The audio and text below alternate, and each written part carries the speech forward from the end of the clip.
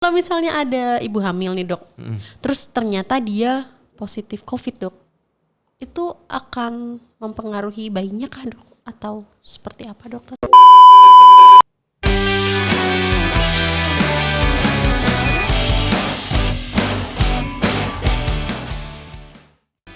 Assalamualaikum warahmatullahi wabarakatuh. Hai, halo sobat sehat.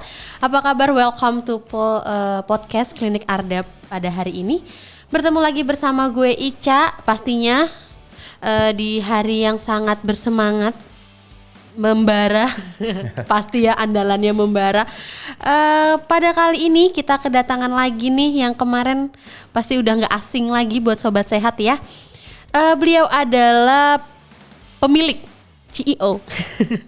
CEO-nya dari Klinik Arda. Halo Dokter Zaki, apa kabar? Hai. Assalamualaikum warahmatullahi wabarakatuh. Makasih dokter udah kembali lagi. Iya. Sudah kembali lagi di podcastnya Klinik Arda. Ya, Dokter, kali ini nih kita mau ada bahas-bahas tentang apa ya dok ya? Enaknya ya dok ya? Ya yang lagi hit sekarang adalah ya tentang COVID nih. Iya, jadi dokter tadi banyak banget pertanyaan-pertanyaan dari komentar nih dok di tentang kehamilan di era pandemi. Iya, ini memang, heboh banget dok. Kehamilan di era pandemi itu seperti apa sih dok? Oke, jadi kehamilan di era pandemi ya sebenarnya sama aja sih, ibu hamil itu sama aja. Cuman sekarang kan kita dipersulit dengan adanya pandemi COVID ini ya seperti itu ya. Tapi apakah kalau misalnya hamil terus nanti kita dengan adanya COVID kita nggak kontrol sama sekali, ya itu salah. Karena memang kehamilan itu termasuk suatu risiko ya, harus diperiksakan ya. Karena kehamilan sendiri adalah suatu progresif. Jadi dari awal hamil tiap bulan itu ada perubahan sampai akhir. Ya kalau itu baik semua, tapi kalau ada masalah kita harus ketahui dari awal ya, seperti itu. Jadi kalau kita hamil di era pandemi ya tetap harus kontrol ya, tetap periksa. Berarti tetap harus kontrol ya dok ya. Apakah ada cara khusus dok untuk kontrol atau mungkin malah udah nggak? Tadi kan dokter harus bilang harus kontrol ya, tapi kan ada beberapa yang bilang aduh udah deh nggak usah kontrol aja daripada nanti kena COVID. Sebenarnya nggak usah takut sih ke rumah sakit atau klinik. Yang penting kita harus cari rumah sakit atau klinik yang sudah menjalankan protokol kesehatan ya. Jadi kalau misalnya rumah sakit yang sudah protokol kesehatan adalah yang di rumah sakit adalah satu ya cek kesehatan suhu semuanya, pegawai maupun orang yang datang seperti itu. Dan untuk pegawai-pegawainya dokternya semua udah dicek. Biasanya kalau di rumah sakit udah memakai protokol kesehatan ya kita udah dicek semua ya Cak ya. Iya, jadi, harusnya udah di swab ya, di swab semua. Jadi pegawai dokternya, bidannya, perawatnya semuanya udah di swab semua rutin, bisa 2 minggu sekali atau 1 bulan sekali. Ya kayak kita kayak gini dok, kita ketemu juga harus di swab dulu. Saya udah 8 kali. Gitu, udah nggak tahu udah nih. Kalau udah masalah swab langsung swab lagi. Ya gitu, dan nggak usah takut. Jadi datang cari yang rumah sakit yang sudah protokol kesehatan. Alhamdulillah tempat praktik saya Hermina Jogja sudah menerapkan protokol kesehatan. Dan pengunjung-pengunjungnya juga sudah rata-rata dicek dulu. Menggunakan protokol kesehatan ya dok nanti ya. Nanti di anamnesis dulu ditanya-tanya dulu masalahnya seperti itu. Nah dokter, kalau misalnya hamil itu kan kalau periksa kan ada 3 tahap ya dok ya, trimester 1, trimester 2 dan juga trimester 3. Iya betul sekali. Nah kalau untuk era pandemi COVID kayak gini apakah ada pengaruhnya pada jadwal kontrol ibu hamil dok? Sebenarnya nggak ada ya, sama aja. Jadi tetap rekomendasi dari POGI minimal memang 3 kali pemeriksaan oleh dokter spesialis dan dilakukan USG, yaitu trimester pertama, kedua dan ketiga. Biasanya trimester pertama dilakukan pada saat kehamilan antara 8 sampai 12 minggu ya. Iya betul dok. Kita periksa pada usia 8 sampai 12 minggu itu pentingnya apa sih? Ya pertama memastikan kehamilannya dulu. Bener hamil apa enggak? Iya benar. Iya kan? Sekarang banyak yang ngomong, wah saya hamil. Wah habis itu tiba-tiba hamilnya hilang gitu. Dibawa siapa kek gitu. Itu mitos-mitos zaman dulu banget ya dok. Harus pastikan hamil dulu. Ya, jadi hamil itu untuk kita buktikan bahwa hamil, satu ada tes speknya positif ya. Kedua biasanya bukti USG. Jadi udah kelihatan kantong kehamilannya, kelihatan bayinya sampai ada denyut jantungnya, baru oh ya ibu hamil, seperti itu. Satu, menentukan kehamilan. Kedua itu adalah menentukan namanya umur kehamilan. Oh iya. Ya, kadang-kadang pada ibu-ibu yang lupa itu kadang-kadang match-nya nggak teratur atau habis KB Iya, KB habis terus kebobolan lupa. Iya, KB misalnya habis KB suntik kan matchnya nggak teratur. Terus Iya, bener, tahu-tahu hamil loh. Saya kok tiba-tiba udah hamil nih, hamil 4 bulan nih kayak gitu. Pernah juga ada yang kalau kontrol tuh kalau ditanyain HPHT-nya kapan Bu? Lupa. Aduh, lupa Mbak, Nah, saya udah lama gitu. banget ini. Aduh, kayak kadang suka gimana ya Dok, makanya penting banget ya Dok untuk Iya. kontrol Trimester pertama, kedua gitu ya Dok Ya, ya. trimester pertama itu dating atau umur kehamilan. Jadi penting sekali karena banyak itu pasien datang bingung umur kehamilannya berapa ketika udah perutnya udah gede gitu loh. Iya. Udah Dok, saya ini bingung kapan lahirnya kapan lahirnya. Lah kalau umur kehamilannya udah gede itu udah susah untuk menentukan umur kehamilan. Karena apa? Besar bayi itu udah gede ya. Jadi untuk menentukan umur kehamilan tuh, jadi USG itu menentukan umur kehamilan dari besarnya bayi. Padahal kan kalau sudah lewat 7 bulan, biasanya bayi ada yang gede, ada yang kecil, ada yang pas kayak gitu kan. Nanti kalau bayinya gede dikiranya wah ini udah lewat bulan, padahal belum seperti itu. Iya benar-benar Dok. Keakuratannya kalau sudah masuk trimester ketiga, apalagi ketiga akhir, itu biasanya keakuratan USG untuk menentukan umur kehamilan cuma ya bisa melenceng sampai 1 bulan. Iya, jadi Cuma ini doang ya bisa Dok. melenceng 1 bulan. Kayak cuma numpang lewat ya Dok ya. Iya, Kita nggak bisa ngitung semuanya Iya jadinya sulit. Dok. Makanya kalau trimester pertama itu kita keakuratannya sampai 1 minggu, plus minus 1 minggu kayak gitu. Maksimal sampai 2 minggu lah. Jadi lebih akurat kayak gitu. Jadi untuk menentukan umur kehamilannya. kehamilan. Apalagi yang lupa-lupa itu yang Apalagi di era pandemi Dok. Work from home. ya itu bikin banyak yang jadi bumil-bumil baru. Kalau menurut penelitian itu angka hamil ibu jadi meningkat Dok. Iya betul sekali. Ya karena memang nggak ada kerjaan yang dilakukan itu aja.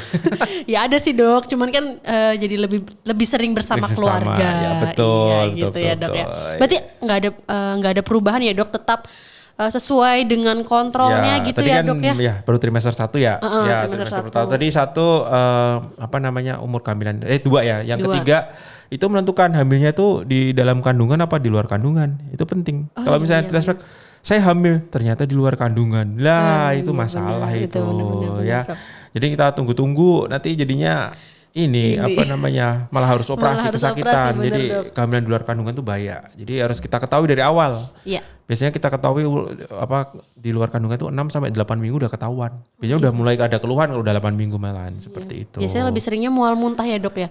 Ya nyeri biasanya kalau keadaan kehamilan di luar kandungan itu biasanya nyeri. Oh yang ya. untuk keluhan di luar kandungan Ya, ya, kehamilan Dok. di luar kandungan itu nyeri di perut terus disertai keluar darah biasanya seperti itu.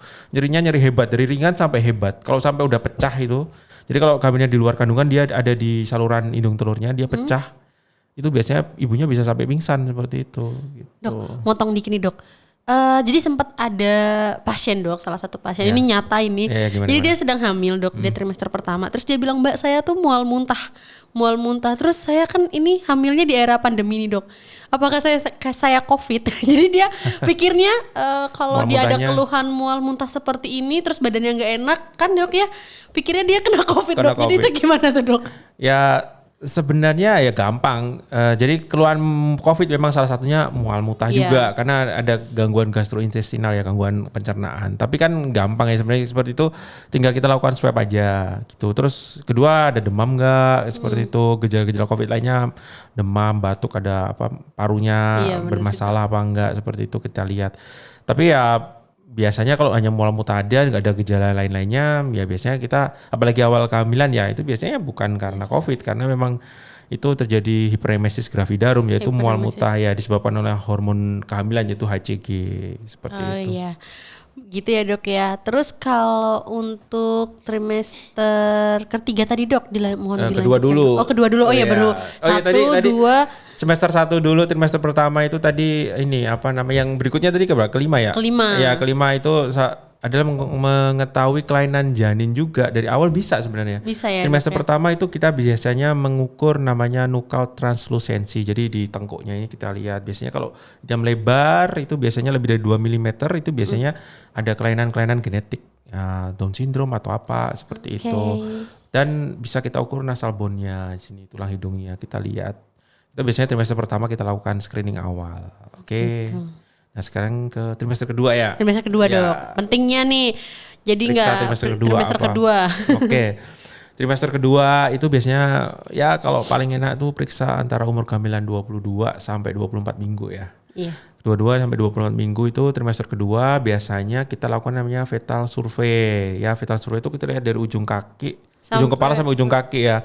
Kita dari lihat ujung kepala sampai ujung kaki ya dok. Untuk melihat kelainan-kelainan misalnya ada anencefali. Jadi kalau anencefali sebenarnya lebih mudah bisa sih 16 minggu pun udah kelihatan. Cuman kalau misalnya 22 minggu bisa udah kelihatan itu anencefali nggak ada tempurung kepalanya itu loh. Nah, itu terus kedua misalnya ada gastrosisis, ususnya hidrokel itu jadi ususnya itu keluar dari perut. Jadi nggak ada dinding perutnya seperti itu. Oh ya kayak pernah ada kasus yang kayak gitu ya dok ya? Ya, jadi bayinya itu lahir ususnya di luar. Iya, ususnya di luar. Itu bisa ketahui pada trimester kedua. Tapi jarang ya dok yang kayak gitu. Jarang. Terus ada kelainan-kelainan kongita lainnya, misalnya ada ya kelainan pada tulang punggungnya, spina bifida, itu bisa kita ketahui. Hidrosepalus, jadi cairan otaknya meningkat, itu juga bisa ketahui. Jadi pemeriksaan untuk mengetahui screening kelainan jantung itu juga bisa dilakukan pada trimester kedua. Ya. Itu makanya penting untuk trimester kedua lebih ke fetal survey. Sama ibu-ibu yang gaul sekarang itu biasanya USG 4D itu juga paling enak di usia gitu 22-24 minggu. 22-24 minggu. Ya. Maksimalnya berapa dok? Sebenarnya nggak ada maksimalnya, tergantung posisinya ya. Cuman kalau semakin tua bayinya, semakin umur kehamilan tua itu kan bayinya semakin gede dan ketubannya semakin sedikit. Jadi semakin susah untuk dilakukan USG 4D seperti itu. Kalau masih 22, 24 minggu itu kan bayinya belum terlalu gede dan ketubannya masih cukup lumayan banyak. Jadi untuk melihat USG itu ada jeda. Jadi kalau udah tua itu mepet, muka bayinya udah mepet sama dinding rahimnya ibunya itu. Jadi kalau di USG udah susah. Tapi kalau masih hamilnya masih awal, masih 22, 24 itu masih ada terpisah, space-nya ada cairan ketubannya di sini. Jadi ketika di USG lebih jelas seperti itu. Jadi kalau ibu-ibu gaul sama bapak-bapak gaul bisa diupload di mana? Di Instagram. Instagramable dok. Instagramable jadi bisa 4D di situ. 4D, iya, nanti kelihatan mukanya itu. Kayaknya abis ini ibu langsung pada ngitung deh dok usia kehamilannya. Iya betul Terus sekali. Terus 24 minggu langsung buru-buru deh ciao ke dokter Zaki. Terus gitu. Ya tapi yang nomor satu bukan itu ya. Nomor satu fetal survey ya. Terus nanti baru itu bonusnya bisa 4D.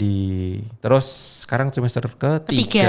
Dok. Oke, trimester ini ketiga. Penting juga nih dok. Ya mulai dari 28 minggu ya, trimester ketiga itu 28 minggu. Kita biasanya lakukan pemeriksaan pertumbuhan janinnya. Karena ketika sudah melalui 27 minggu ke atas, itu biasanya pertumbuhan janin akan beda-beda. Jadi besarnya, beratnya itu akan beda-beda semua. Nah kita mengetahui dengan trimester ketiga itu mengetahui apakah perkembangan bayinya itu sesuai dengan umur kehamilannya gitu. Sesuai nggak dia dengan misalnya berat segini itu harusnya umur kehamilan berapa? Sesuai apa enggak? Kalau nggak sesuai kita harus pantau lagi 2 minggu berikutnya. Sesuai nggak? Kita ikuti garisnya itu, garis pertumbuhannya. Dia sesuai dengan garis pertumbuhan apa di bawahnya, seperti apa malah di atasnya seperti itu. Nah itu harus paling tidak periksa 2 kali sebenarnya untuk itu. Tapi kalau paling sedikit 1 kali pun kalau misalnya nggak ada apa-apa ya nggak apa-apa lah. Terus kedua, selain untuk memantau pertumbuhan, kita biasanya melihat ini posisi kepalanya udah mapan belum, masa dia lintang atau bokong. Ya, penting posisi, nih dok. Ya posisi plasenta juga, plasentanya apakah di atas atau di bawah nutupin itu kita yakin biasanya pada trimester ketiga seperti itu. Jadi trimester ketiga lebih ke itu sih. Jadi tapi untuk mengetahui kelainan-kelainan sebenarnya kurang cocok karena udah gede, jadi agak susah. Itu kelainan tadi semester 2 tadi. Semester 2 fetal survey itu ya dok survey. Tapi ketika itu kita ini aja cuma ngikuti pertumbuhannya aja sama posisi ketuban, ari-ari seperti itu. Ketubannya cukup apa enggak kayak seperti itu. Hampir finalnya. Ya, untuk final touchingnya iya gitu. Asik. Gitu ya dok. Berarti itu ya buat ibu-ibu yang nggak ada permasalahan tetap penting ya dok untuk kontrol di trimester 1, 2, 3 walaupun di kondisi pandemi COVID seperti ini. Takut. Yang penting cari tempat yang mudah rumah sakit atau klinik yang sudah menerapkan protokol kesehatan 3M itu ya. Betul. Dok, satu lagi. Kayaknya satu lagi terus. Ini kalau misalnya ada ibu hamil nih dok. Terus ternyata dia positif COVID dok. Itu akan mempengaruhi bayinya kah dok? Atau seperti apa dokter? Ini banyak banget nih pertanyaan yang kayak gini nih dok. Ya. Itu yang bikin ibu-ibu takut buat kontrol periksa kehamilan. Gitu ya. Memang kalau secara pastinya penelitian memang belum ada bukti ya. Jadi transmisi vertikal dari ibu ke janinnya infeksi, dan misalnya ibunya terinfeksi oleh COVID, apa dia menularkan di dalam kandungan itu belum ada bukti. Apalagi kalau trimester ketiga itu belum ada bukti. Jadi sampai sekarang belum ada penelitian yang menyatakan kalau ibunya COVID, bayinya akan tertular. Itu belum ada. Karena memang kehamilan sendiri kan ada sawar ya, ada pembatas ari-arinya. Jadi nggak semuanya bisa lewat gitu. Iya, bener banget, bener-bener. Tertentu aja yang bisa lewat gitu. Nah virus tuh belum ada bukti bisa nembus sawar plasenta atau ari-ari itu sampai ke bayinya. Tapi kalau misalnya ibu itu sampai sampai terkena COVID, ya kita harus melakukan pengobatan COVID. Tetap sesuai prosedur ya? ya, Sesuai Dok? prosedur. Kalau misalnya keluarnya ringan, ya ringan sampai sedang bisa isolasi mandiri seperti itu ya. Tapi kalau sudah sedangnya sampai berat itu ya harus ke rumah sakit. Nanti harus berikan terapi untuk COVID-nya seperti itu. Oh gitu, Dok. Berarti Ya. belum ada penelitian bahwa kalau ibu hamil yang COVID itu bisa menularkan ke bayinya langsung gitu Belum ya, Dok, ya? belum ada yang menyatakan seperti Oke. itu. Jadi masih ya aman lah. Tapi ya itu kalau ibunya kena, ya harus dilihat nanti kalau ibunya terjadi perburukan ya, misalnya jadi demam tinggi nggak turun-turun, batuk sampai nggak bisa berhenti, nafasnya sesek, Sampai nggak bisa mencium itu ya, Dok, ya? ya itu ya harus harus segera ke rumah sakit itu. Iyalah. Kalau sampai berat ya kita harus lakukan terminasi. Misalnya ibunya udah kesakitan berat, udah lemah, ya bayinya harus dilahirkan. Gak ada pilihan. Suhunya tinggi, nafasnya udah cepet, udah lebih dari 30, sesek. Terus dari foto parunya banyak infiltrasi, cairannya di sini semua, ya itu mau nggak mau harus dilahirkan bayinya seperti itu. Umur kehamilannya berapapun ya. Umur kehamilan berapapun. Ya. Nah, Dok, berhubungan dengan ini nih, Dok. Kan dia positif COVID nih hamilnya. Otomatis kan persalinannya menjadi persalinan dengan pasien COVID ya, Dok, ya? Ya. Nah, itu gimana, Dok, jadinya, Dok?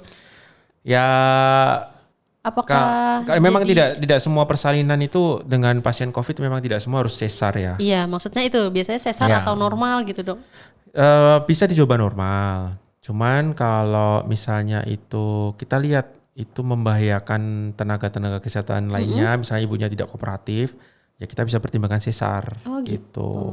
Tapi kalau misalnya bisa kooperatif dan mungkin rumah sakitnya siap untuk ruangannya untuk persalinan dengan COVID dengan APD yang lengkap, APD level 3 ya.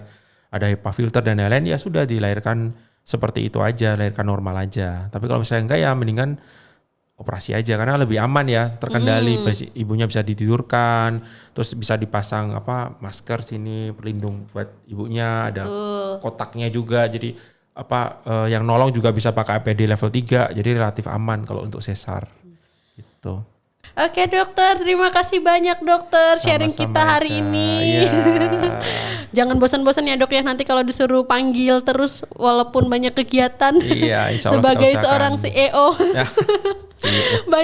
banyak banget kan, Dok, kan dokter aktifnya, maksudnya pekerjaannya banyak banget, Dok. Harus ke sini, harus ke sini, harus ke sini. Tapi insya Allah Masih mau menyempatkan juga untuk datang ke podcast kali ini. Ya, tapi insya Allah nanti akan diusahakan. Ya, kita rutin untuk di podcast ini. Iya, Dokter, sekali lagi terima kasih banyak. Sama-sama. Sehat selalu. Semoga pandemi ini cepat berakhir. Vaksin juga semoga cepat tersebar rata. Amin, amin. Jadi kita semua bisa cepat sehat kembali seperti Seperti sedia semua lah, kala. bisa nongki-nongki lagi ya, kumpul-kumpul lagi. Iya, dan juga nih buat Sobat Sehat, jangan lupa untuk subscribe dan komen nanti di YouTube-nya Klinik Arda.